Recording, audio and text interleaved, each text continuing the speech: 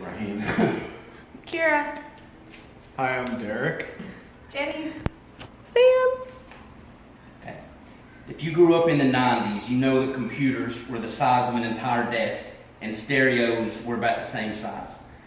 Laptops and tablets hadn't been invented yet, and phones were still attached to the wall. And now you can carry all of these things around in a small bag. Steve Jobs may not have invented these things, but he made them all better. So I'm going to tell you about his early life, how he started Apple, and then his investment in Pixar and his return to Apple.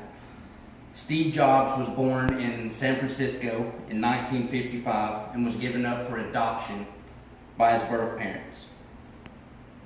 He was adopted by Paul and Clara Jobs.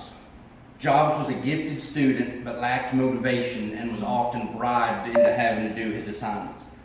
Later, he attended Reed College, where he dropped out and went to work for Atari.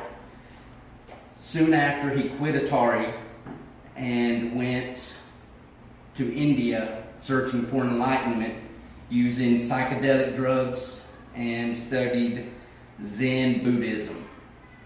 When he returned, him and his friend Steve Wozniak started Apple from Jobs' garage. In their first computer, the Apple I made $750,000. The Apple II made $139 million. After the release of the Macintosh in 1984 and poor sales, Jobs was forced out by the board of directors of the company that he created. In 1986, Jobs invested $50 million of his own money into Pixar Animation Studios.